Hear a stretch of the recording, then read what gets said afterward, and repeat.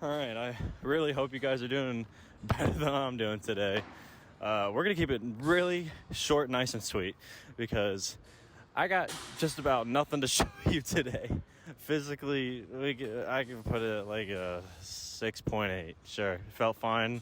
I was a little tired, but I didn't really get to put in any energy because we're going to get to that. Mentally, honestly, I can put it at like a 7.5. I don't know why mentally is so high today because of how wacky it's been. But let's just get into it. I just spent 10 to 11 hours driving around today. I drove from Gainesville, Florida to Auburn, Alabama. And so that was a long drive. I was very excited to get here. And I was planning on just going to the gym right when I got here, so I had time to do whatever I wanted. And then, whoops, my little brother calls. Oh, I just got into a wreck on the interstate. So, had to hightail that shit back there and go help him out. So that was another hour and a half of my life in a car. Got back home, chilled out for a little bit, got some food, not thinking about anything. There's a Crunch nearby. Crunch is 24-hour fitness kind of shit. So I'm going to be fine.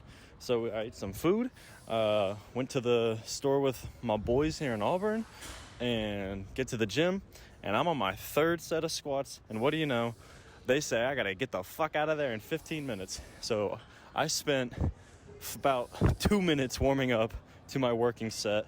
Thankfully the snatches were pretty light today because it was my light week. Only had to go up to 170, so I just did 25s, 45s, and then just went straight to it. I managed to get one okay set in. I mean, it felt better than it was what it could have been, but whatever, I made the most of it. Doesn't make it any better that I forgot my thumb tape for this trip. So I went barehanded today, and with someone who has very, very baby hands, it is hard for me to hook grip at all. So I kind of have to wear thumb tape. And so it did not feel great ripping my cuticles off. But, I don't think the form was that bad. It could have been worse, especially with how I did it. But regardless of all that, I'm just going to sum this up by saying, just fucking, you can make a good situation out of any bad gym day.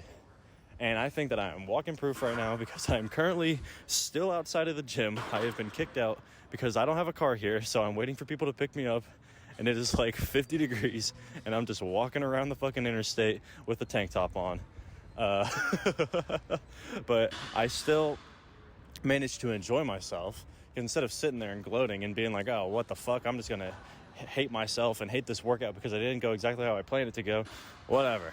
The moment I heard the intercom come on, I was like, I can either finish my 5 sets of back squat, or I can leave it at 3 sets and get a good solid set of snatches in. And I wanted to get my snatches in because with the amount of work I put in today, I did not want to have to redo this day tomorrow. So I put in the amount of work that I was able to do.